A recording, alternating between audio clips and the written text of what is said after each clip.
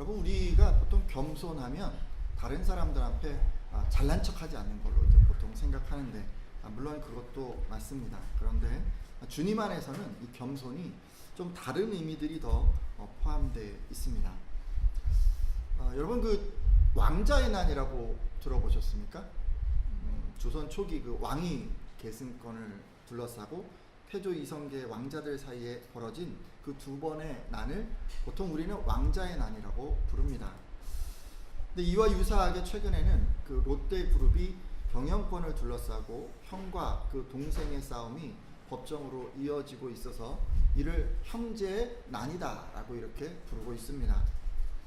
형제의 난은요, 그 롯데 오너가의 그 차남과 그룹 장남이 그 그룹의 경영권을 놓고 진흙탕 싸움을 벌이면서 시작이 됐습니다. 근데 이 싸움을 하다 보니까 그 롯데그룹의 불투명한 어떤 지배 구조, 전 근대적 방식의 기업 운영, 뭐 이런 것들이 이제 다 만천하에 드러나게 됐습니다. 거기다가 이 롯데그룹은 일본 기업이다라는 어떤 그런 부정적 여론까지 번지게 됐습니다. 결국 이 롯데그룹 경영권을 놓고 두 사람이 싸우는 것은 그냥 두 사람만의 이 싸움의 문제가 아니라 롯데그룹 전체의 문제가 됐고, 이 과정에서 드러난 이 문제점들로 인해서 사람들은 이 롯데그룹을 나쁜 이미지로 바라보게 되었습니다. 여러분, 근데요, 이와 유사한 그런 일들이 바울 당시에 빌립보 교회에서 일어났습니다. 빌립보 교회에서 주요 요직을 맡고 있는 두 자매가 주도권을 쥐기 위해서 서로를 비방하면서 싸우고 있었던 것입니다. 자연히 이 빌립보 교회는 두 파로 나눠져서 다투게 되었고, 무엇보다도 이로 인해서 교회 밖의 사람들이 빌립보 교회에 대해서 부정적인 이미지를 갖게 되었습니다. 그러니까 이제 이게 당연히 복음 전하는데도 큰 장애가 되었겠죠. 한마디로 이 빌립보 교회에서 지금 자매난이 벌어지고 있었던 것입니다. 자, 그러면요, 여러분, 이런 소식 전해 들은 바울 어떻게 대처했을까요? 바울은 이 문제를 어떻게 해결하려고 했을까요? 빌립보서 1장 27절 말씀을 보려고 하는데요, 같이 한번 읽어주시겠어요? 오직 너희는, 시작. 오직 너희는 그리스도의 복음에 합당하게 생활하라. 이는 내가 너희에게 가보나 떠나 있으나 너희가 한 마음으로 서서 한 뜻으로 복음의 신앙을 위하여 협력하는 것과. 아멘. 바울은 지금 그 빌립보 교회 성도들에게 편지를 써서 그리스도의 복음에 합당하게 생활하라 라고 그렇게 말씀을 했습니다. 그러면서 바울은 빌립보 교회 성도들이 잘 하지 못하는 것을 몇 가지 말씀하고 있습니다. 오늘은 그 가운데서요, 자매난에 관련된 것 한 가지를 좀 말씀드리려고 합니다. 바울은 온 빌립보 교회 성도들에게 복음의 신앙을 위해서 협력하라고 말씀합니다. 이렇게 협력을 말하는 것은 서로 이게 다투고 있는 이 두 자매를 염두에 두고 있었기 때문이라 여겨집니다. 이 말씀을 보면 이 빌립보 교회 성도들은 한 마음이 되지도 못했고 또 한 뜻이 되지도 못한 것으로 보입니다. 그래서 이 복음의 신앙을 위해서 서로 함께 힘을 모으지 못했던 것 같습니다. 여러분, 그러면 도대체 누가 이렇게 다투고 싸웠을까요? 편지의 그 뒷부분, 빌립보서 뒷부분을 보면 이런 일을 주도한 두 자매의 이름을 알 수가 있는데, 빌립보서 4장을 보면 이 사람들은 유오디아라는 성도와 순두계라는 그런 성도였습니다. 이 두 사람은 여러분 잘 아시는 그 자주장사 루디아와 함께 빌립보 교회 개척 멤버인 것으로 보입니다.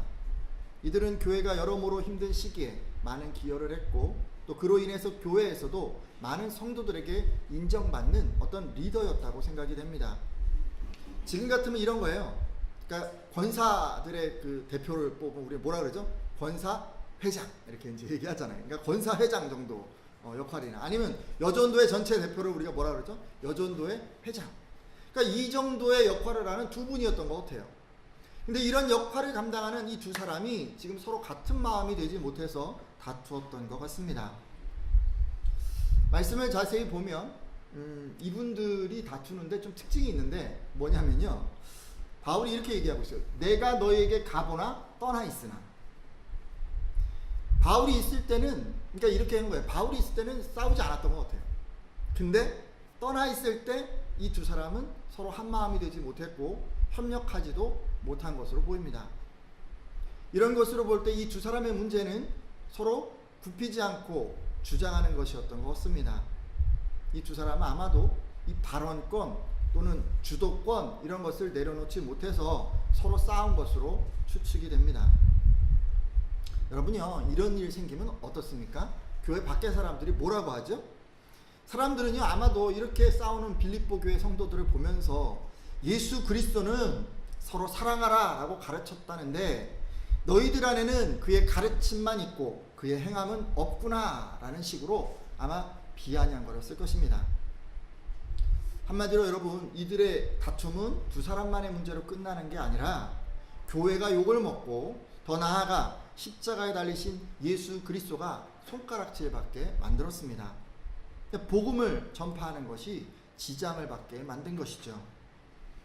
자, 그렇다면 이렇게 서로 하나 되지 못하고 다투는 이 두 자매에게 바울은 뭐라고 권면했을까요? 빌립보서 4장 2절 말씀인데 제가 읽도록 하겠습니다. 빌립보서 4장 2절 말씀인데요. 내가 유오디아를 권하고 순두개를 권하노니 주 안에서 같은 마음을 품으라. 아멘. 지금 그 밑줄 그은 부분만 한번 읽어보시겠어요? 주 안에서 시작. 주 안에서 같은 마음을 품으라. 지금요, 바울이 어떻게 하고 있냐면요, 이 문제를 일으킨 두 사람의 이름을 꼭 집어서 거명하면서 같은 마음을 품으십시오라고 말씀하고 있습니다. 아니 여러분, 바울이 이렇게까지 이름을 얘기하면서까지 꼭 품어야 합니다라고 강조하는 그 마음은 어떤 마음일까요? 주 안에서 같은 마음이라고 하는데 이게 이제 어떤 것인지 우리가 알아보기 위해서 다 함께 이것을 잘 설명하고 있는 빌립보서 2장 1절에서 4절까지 말씀을 보도록 하겠습니다. 좀 긴데요, 여러분 같이 한번 읽어주시겠어요? 빌립보서 2장 1절에서 4절까지 말씀입니다. 그러므로, 자, 읽겠습니다. 시작. 그러므로 그리스도 안에 무슨 권면이나 사랑에 무슨 위로나 성령의 무슨 교제나 긍휼이나 자비가 있거든 마음을 같이하여 같은 사랑을 가지고 뜻을 합하여 한 마음을 품어 아무 일에든지 다툼이나 허영으로 하지 말고 오직 겸손한 마음으로 각각 자기보다 남을 낮게 여기고 각각 자기 일을 돌볼 뿐더러 또한 각각 다른 사람들의 일을 돌보아 나의 기쁨을 충만하게 하라. 아멘. 바울은요, 빌립보 교회 성도들이 그리스도 안에서 이제 서로 격려도 하고 이렇게 서로 위로도 하고 이제 성령 안에서 교제도 하고 서로에게 이제 친절과 동정을 베풀 때 한 마음 한 뜻으로 무엇보다 이제 같은 사랑으로 하나가 되어서 자기가 기뻐할 수 있도록 만들어 달라고 이렇게 부탁을 합니다. 자, 이것으로 보아서 우리가 한 가지 확실히 알 수 있는 게 있어요. 바울이 하는 이 교훈은요, 그냥 일반 성도들이라기보다는 교회 생활을 정말 열심히 하는 그런 성도들을 위한 것이라는 것을 알 수 있습니다. 바울은요, 그리스도의 말씀에 순종해서 격려하고 사랑하고 위로하고 친절을 베푸는 그런 성도들에게 지금 이 권면을 하고 있기 때문입니다. 근데 이런 사람들, 이렇게 열심히 주의 말씀을 실천하고 주변 사람들을 돌아보는 이런 열심을 가진 성도들, 그 성도들이 가져야 하는 것은 어떤 마음이라고 지금 이야기합니까? 겸손한 마음이에요. 겸손한 마음. 열심히 하나님 믿고 교회와 성도를 잘 섬기는 사람 가져야 하는 그 마음 뭐라고요? 겸손한 마음. 그러면서 바울은 이 겸손하지 못할 경우에, 겸손한 마음이 없을 경우에 두 가지가 일어날 수 있는데 뭐라 그랬어요? 다툼이나 또는 허영이 우리 겸손하지 못할 때 일어날 수 있다고 말씀합니다. 헬라어 원어로 보면요, 이 다툼은요, 자기밖에 모르는 어떤 이기적인 태도를 말합니다. 그리고 허영은 자만심에 가득 차서 남들 앞에 그냥 자꾸 자랑하는 어떤 그런 태도를 가리키고 있습니다. 따라서 바울이요, 다툼이나 허영으로 하지 말라라고 한 이 말씀은 첫째, 내가 남들보다 더 낫다라고 생각하는 이 자랑하는 태도를 버리라는 것이고, 둘째, 남은 생각하지 않고 그저 자기 이익만 위해서 살아가는 그런 이기적인 태도를 버리라는 그런 말씀입니다. 사실요, 근데 우리들 안에도 이 겸손하지 못해서 생기는 허영의 예는 얼마든지 찾아볼 수 있습니다. 돌아보면 우리들도요, 내가 남들보다 더 낫다는 생각으로 늘 자랑하고 싶어 하기 때문입니다. 우리는 그 근거 없는 자신감, 근자감이라고 하죠. 그런 마음으로 그냥 내가 더 나아라고 생각하는 경향이 있습니다. 형제들 안에 이런 마음이 있는 거 아세요? 나는 다른 사람들보다 잘생겼어 라고 생각하는 경향이 있습니다. 아니 그 정도는 아니더라도 내 외모는 최소한 중간 이상은 갈 거야 라고 다 생각하는 거예요. 다 생각하는 거예요. 근데 이런 생각이 사실은 그 형제들이 빠지기 쉬운 헛된 상상, 곧 허영에 해당할 수 있습니다. 여러분 중에는 이렇게 생각하는 분들 있으실 거예요. 내가 좀 잘생겼지. 그래도 우리 교회에서 그래도 나는 외모로 따지면 목사님 다음 정도는 되니까 최소한 두 번째 정도는 되지 않을까. 이렇게 이제 생각하는 분들이 계실 수가 있는데 이런 착각이 바로 헛된 상상, 허영에 해당합니다. 물론 이런 허영은 태연하게 외모 1위를 주장하는 저도 예외는 아닙니다. 다 똑같은 거예요. 문제는 이런 허영의 마음, 이런 마음이 다른 사람의 조언에 귀를 닫아버리게 만든다는 데 있습니다. 그러니까 외모에 대해서는요, 늘 자기 판단이 맞고 낫고 옳다라고 그렇게 여겨버리는 것입니다. 아무리 주변에서 얘기를 해줘도 그러니까 곁에 있는 아내가 이렇게 얘기를 하는 거예요. 당신은 잘생긴 거는 아니고 개성있게 생긴 거야. 이렇게 이제 얘기를 해주는데 도무지 이제 듣지를 않는 것이죠. 여러분, 한번 우리가 이 생각에 이런 허영에 빠지게 되면 그 생각을 바꾸기가 힘들고 늘 옳다라고 생각하게 됩니다. 근데 여러분, 이런 모호한 기준 말고도 얼마든지 찾아볼 수 있는데요. 누가 봐도 이제 이런 분들 있잖아요. 재능도 있고 능력도 있어서 남들보다 진짜 나은 능력, 그런 영역이 있을 수도 있습니다. 그래서 스스로 이 분야에서만큼은 내가 남들보다 더 낫다라고 생각하실 수도 있습니다. 예를 들어 여러분 중에는 이제 교회 다니시는 분들이니까 내가 남들보다 그래도 성경은 내가 더 많이 알지 않나, 성경 지식은 내가 좀 더 나라고 이제 생각을 한다든지, 남들보다 아이돌 그룹 춤을 좀 더 잘 추는 그런 능력을 가지고 있다든지, 남들 못하는 악기의 반주를 할 수 있다든지, 남들보다 세상 돌아가는 정치와 경제의 이치에 밝다든지, 남들은 잘 다루지 못하는 컴퓨터 이런 거 참 잘 다루는 어떤 재주가 있다든지, 남들보다 더 많이 노력해서 뭐 쉽게 가기 힘든 어떤 학교에 진학을 했다든지, 남들보다 안정된 직장에 취업을 했다든지, 또는 말만 한번 탁 하면 그냥 방 터지게 만드는 정말 웃기는 재주가 있다든지, 여러분 다른 사람에 비해서요 우리가 더 나은 영역은 사실 찾아보면 얼마든지 있을 것입니다. 여러분 이런 게 다 귀한 달란트예요. 이런 거 어떤 거든지 여러분 귀한 재능, 이런 능력으로 교회 공동체를 잘 섬겨주시고 봉사해 주셔서 저는 참 감사하게 생각을 합니다. 근데 여러분이요, 이렇게 내가 남보다 더 낫다 라고 생각하는 그 영역에서 겸손할 수 없다면 여러분은 아마도 그 영역에서 다른 사람의 의견에 귀를 아마 닫아버리고 계실 것입니다. 여러분 이렇게 생각할 거예요. 최소한 내가 이 분야에만큼은 내가 잘 알아, 내가 맞아, 내가 옳아, 그리고 내 의견이 최고야 라고 생각을 하면서 어느 누가 얘기를 해줘도 그 얘기를 좀 듣지 않으려고 할 겁니다. 또 여러분, 겸손하지 못해서 자기 이익만 생각하는 그런 다툼에도 얼마든지 찾아볼 수 있습니다. 누구든지 자기가 남들을 돌보기보다는 누군가 좀 자기를 돌아봐 주기를 바라기 때문입니다. 여러분 어떠신가요? 여러분은 자기만 생각하는 이기적인 사람인가요? 아니면은 다른 사람을 잘 배려하는 그런 이타적인 사람이신가요? 아마 대부분은 난 그래도 다른 사람을 잘 배려하는 사람이야 라고 생각하실 텐데, 많은 분들이요 스스로 난 이기적이야 라고 생각하는 분들은 의외로 적습니다. 누구든지요 나 정도면 이래도 다른 사람 배려하는 면에서는 평균 이상이야 라고 생각하면서 살아갑니다. 근데 여러분 이렇게요, 내가 자기 이익을 구하면서 살아가는지 또는 뭐 아닌지는요 본인의 느낌으로 이게 정해지는 것이 아닙니다. 평상시에 그 사람을 대하는 주변 사람들의 판단에 의해서 결정되는 것이죠. 하지만 그 전에 스스로 이기적인지 아닌지를 테스트해 볼 수 있는 질문이 있습니다. 누군가를 만나기 전에 또는 만나는 동안에 어떤 태도와 기대로 상대를 만나는지 살펴보면 됩니다.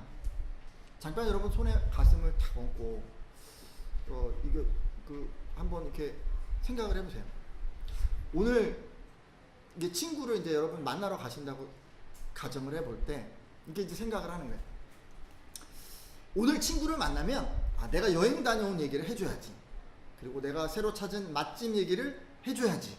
직장에서 스트레스 받았는데 직장 상사에 대한 좀 그 뒷담화도 좀 내 친구에게 속 시원하게 해야지. 뭐 이런 기대가 있으셨거나 대화를 하다 보니까 여러분의 얘기를 하는 그런 시간이 압도적으로 많다면 여러분은 그 친구와의 만남에서 자기 유익만 구한 것이 됩니다. 반면에 여러분 오랜만에 만나는데 지난번에 내 친구 위가 좀 안 좋다던데 좀 나아졌는지 좀 물어봐야겠네. 그리고 지난번에 다녀온 그 가족 여행은 어땠는지, 회사에서 스트레스가 많다던데 그건 좀 어떤지 내가 좀 물어봐야겠네 라고 이렇게 생각하면서 친구의 만남을 내가 지금 기다리고 있다면 여러분 그거는 지금 친구의 유익을 구하는 것이라고 할 수 있습니다. 여러분 비슷하게 우리 퇴근할 때도 한번 생각해 볼까요? 퇴근하고 집에를 돌아가는데 집에 가면 좀 쉬고 아까 다 못한 업무 좀 마무리하고 요즘 읽고 있던 책도 마저 봐야지 뭐 이렇게만 생각을 하면요, 지금 집에서 만날 가족들은 전혀 생각하지 않고 그냥 자기 유익만 생각하면서 집으로 향하는 것이라고 할 수 있습니다. 반면에 가족들은 지금 무엇을 하고 있을까? 만나면 아이에게는 오늘 학교 생활은 어땠는지 한번 물어봐야겠다. 오늘 아내가 김치를 담근다고 했는데 맛이 어떤지 내가 한번 시식을 해보고 이렇게 얘기를 해줘야지. 무조건 당신이 담그는 김치 맛이 최고야. 정말 수고했어 라고 그렇게 이야기를 해줘야겠네. 여러분 이렇게 생각하면서 우리가 집으로 향한다면 이분은 가족들의 유익을 생각하는 것이라 할 수 있습니다. 이렇듯 우리가 자기 생각만 하고 그냥 자기 이익만 위해서 살아갈 때 여러분 주변에 있는 사람들은 이 사람은 자기밖에 모르는구나 라고 느끼게 됩니다. 어떠신가요? 여러분은요, 자기는 자기만 돌보는 그런 것에서 좀 한 걸음 나아가고 계십니까? 그리고 지금 주변 사람들을 돌보는 일을 위해서 여러분 마음을 좀 열고 계십니까? 바울이 지금 뭐라 그랬냐면요, 다툼이나 허용으로 하지 말라 그랬어요. 이기적이거나 자랑하지 말라 그랬어요. 그리고 겸손한 마음을 가지라고 했어요. 네, 여러분 이렇게 말해서는요, 빌립보 교회 성도들이 이게 구체적으로 어떻게 하라는 말씀인지 파악하지 못할 것이 분명했습니다. 사실 여러분도 지금 이게 뭔 얘기냐, 겸손한 마음을 가지라고 하는데 이게 도대체 어떻게 하라는 말이냐, 좀 이해가 잘 안 되실 수도 있으실 텐데, 그래서 이제 상황을 다 파악하고 있는 이 바울은 겸손하라는 이 말씀에 이어서 실천하기 위한 구체적인 방법을 두 가지 제안을 했습니다. 이제 바울이 어떤 것을 힘쓰라고 했는지 한번 확인해 보려고 하는데요. 빌립보서 2장 3절 하반절에서 4절 상반절까지 말씀을 보도록 하겠습니다. 아까 읽은 부분이죠? 같이 한번 읽어주시겠어요? 각각 자기보다, 시작. 각각 자기보다 남을 낮게 여기고 각각 자기 일을 돌볼 뿐더러 또한 각각 다른 사람들의 일을 돌보아 나의 기쁨을 충만하게 하라. 아멘. 이 말씀에 의하면 지금 성도들이 겸손하기 위해서 힘써야 할 두 가지는 남을 낮게 여기는 거예요. 남을. 그러니까 아까 말씀드린 거에 의하면 자랑하는 태도를 우리가 좀 뒤집기 위해서 우리가 할 수 있는 게 뭐냐면 남을 낮게 여기는 거예요. 낮은 게 아니라 더 낫다는 거예요. 좋다는 거예요. 훌륭하다 이렇게 이제 여기는 거예요. 대부분 사람들은 자기 판단이 옳다라고 생각합니다. 그래서 다른 사람들의 말과 행동을 임의로 판단합니다. 잘 받아들이려고 하잖아요. 근데 그러면요, 우리가 겸손해질 수가 없어요. 겸손해지려면 다른 사람의 판단이 내 판단보다 더 나을 수 있다라고 그렇게 생각해야 합니다. 그래야 다른 사람의 의견을 귀담아 듣고 더 나은 의견을 내 것으로 만들 수 있기 때문에 그렇습니다. 여러분 이런 얘기 잘 알고 계시죠? 그 세 사람이 같이 길을 걸어가면 그 중에 반드시 내 스승이 있다라는 그런 말 여러분 알고 계시죠? 이 얘기는 그 공자라는 분이 노노라는 책에서 이제 한 얘기인데요. 세 사람이라고 한 것은요, 내가 있고 또 한 사람은 나보다 잘난 사람이 있고 또 한 사람은 나보다 좀 못한 사람이 있고, 이래서 세 사람을 가리킵니다. 그러니까 세 사람은 어떤 거냐면 나를 포함해서 내 주변에 있는 모든 사람을 가리키기 위해서 지금 은유적으로 세 사람이라고 얘기를 한 거예요. 그들 중에서 스승이 있다는 말은 잘난 사람을 시기하거나 부러워만 하지 말고 그 사람으로부터 장점을 배워야 하고, 또 못난 사람으로부터는 무시하거나 멸시하지 말고 그의 단점을 거울로 삼아서 자기 자신이 더 발전하는 기회로 삼으라는 그런 말씀입니다. 그러니까 내 주변에 있는 잘난 사람들도 또 못난 사람들도 다 나에게 귀한 가르침을 줄 수 있다는 말씀인 것이죠. 여러분 이런 공자의 말씀에 동의하십니까? 여러분 제가요, 우리 모두가 이런 태도를 좀, 이런 생각을 우리의 것으로 만들었으면 좋겠습니다. 겸손하기 위해서 좀 이런 생각을 우리가 딱 가지고 그렇게 살아갔으면 좋겠습니다. 정말 우리가 예수 그리스도가 우리에게 겸손하세요라고 한 그 겸손, 남을 낮게 여기라고 한 그 겸손을 우리가 실천하려면 이런 생각을 좀 가지셔야 합니다. 옆에 분들에게 이렇게 한번 얘기를 해봐 주세요. 옆에 분들 있죠? 옆에 분들 보시면서 이렇게 한번 얘기해 주세요. 내가 틀리고 당신이 옳을 수도 있습니다. 시작. 당신의 말은 내게 지혜가 될 수도 있습니다. 시작. 끝으로 한 번만 더 할게요. 하나님은 당신을 통해서 내게 말씀하실 수 있습니다. 시작. 할렐루야. 이런 생각을 가지고 옆에 있는 사람을 바라보셔야 돼요. 이런 생각을 가지고 옆에 사람의 말에 귀를 기울이셔야 돼요. 그래야 여러분이 겸손을 실천하실 수 있는 거예요. 또 한 가지 더 말씀을 드리면, 두 번째, 다른 사람의 일을 돌보라 라고 얘기를 했어요. 여기 뭐라 그랬어요? 또한 각각 다른 사람들의 일을 돌보아 라고 그렇게 말씀했습니다. 다른 사람들의 일을 돌보라. 세번역 성경에는 여러분은 자기 일만 돌보지 말고 서로 다른 사람들의 일도 돌보아 주십시오 라고 번역을 했습니다. 이 말씀에 의하면 여러분은요, 교회에 오시면 뭘 신경 써야 돼요? 뭘 신경 쓰셔야 돼요? 물론 예배 잘 드리려고 신경 쓰셔야죠. 근데 이 말씀을 실천하시려면 다른 사람들을 돌보는 것을 신경 쓰셔야 됩니다. 그러니까 자기가 하고 싶은 게 있을 수 있어요. 이제 교회 오면 내가 뭘 해야지, 커피 한 잔 마시고 누구를 만나고 이런 걸 얘기를 나누고. 근데 여러분 겸손을 실천하시려면요, 다른 사람의 필요에 여러분의 마음을 쓰셔야 합니다. 그래야 다툼을 일으키지 않는 겸손한 성도가 될 수 있습니다. 자, 이제 끝으로 우리가요, 다른 사람 돌보라고 했는데 그럼 도대체 어떻게 돌봐야 되냐, 돌보는 거에 대한 얘기를 조금 하고 이제 말씀을 맺으려고 합니다. 여러분 돌보는 것 세 가지 정도 말씀드리려고 하는데, 일단 다른 성도들 이 얘기를 좀 들어야 돼요. 다른 성도들 얘기를 듣는 것이 돌보는 것입니다. 믿으십니까? 다른 사람 얘기를 좀 들어라. 다른 성도들 얘기 들으라고 하니까 평소 친한 분들과 모여서 뭐 안부를 물으라 이런 말씀이 아닙니다. 오히려 자주 말을 좀 섞지 않는 그런 분들에게 다가가서 손을 내밀고 안부를 묻고 그분들을 위해서 내가 어떤 것을 기도해야 할까, 그런 것을 좀 파악하시라는 말씀입니다. 제가 이런 말씀 드리면 가끔 내가 다른 사람들에게 가서 자꾸 그렇게 뭘 물어보고 관심을 보이면 그냥 좋아하는 것 같지 않습니다. 그냥 제가 괜히 귀찮게만 하는 것이 해드리는 것이 아닐까요? 라고 이렇게 말씀하는 분들 계신데요. 하지만 생각해 보세요. 예수님께서는 여러분들이 마음의 문을 열지 않을 때도 열 때까지 계속해서 문을 두드려 주셨습니다.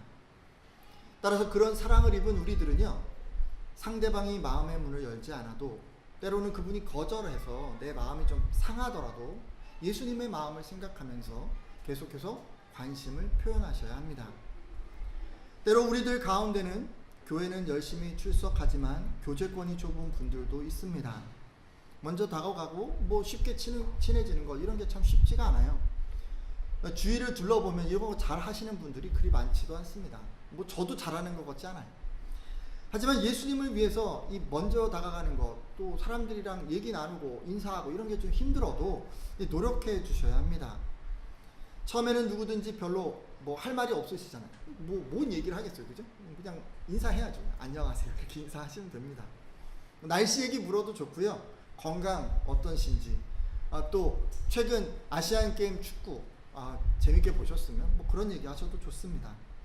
그리고 좀 친분이 쌓이면 세상 사는 얘기, 또 요즘 개인적인 관심사, 그리고 신앙적인 주제까지 발전시키면 될 것 같습니다.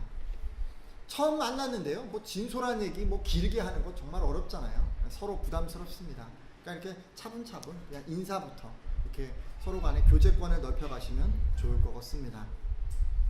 자, 두 번째, 돌보는 것은요, 얘기만 들어주는 것이 아니라 필요를 채워주는 것입니다. 뭘 채워주는 거라고요? 필요를 채워주는 거예요. 저희 교회는요, 다른 성도들의 필요를 잘 주시는 분들이 좀 계세요. 저희 교회 예를 들어서 이제 커피가 좀 떨어지잖아요. 그러면 어떻게 아셨는지 이를 다 알아채고 막 선뜻 막 커피 한 박스 딱 사오시는 그런 분들이 계십니다.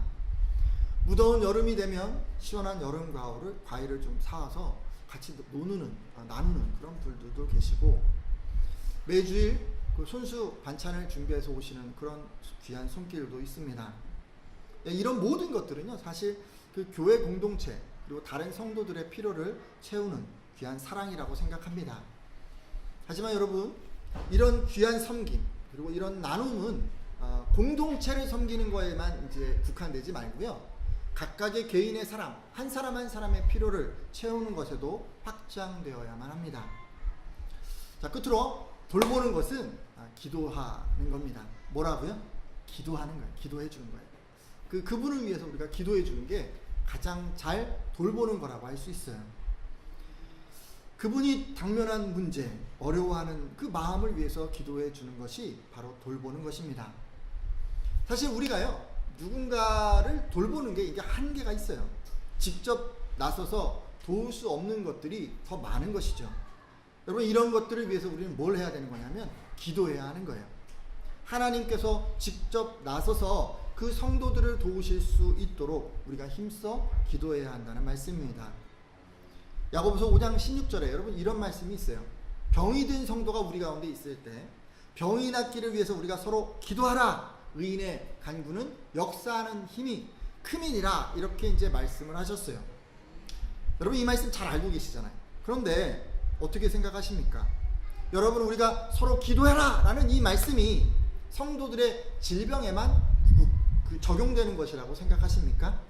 질병에만 이 말씀이 딱 맞는 말씀일까요? 아니에요. 이 말씀은 다른 성도들이 어떤 문제, 그 질병은 뭘 의미하냐면 그 성도가 혼자 감당하기 힘든 어떤 문제, 인간의 능력으로 해결할 수 없는 어떤 문제를 그 한 성도가 만났을 때 믿음을 가지고 하나님께 나아가서 기도하라는 바로 그런 말씀 아니겠습니까?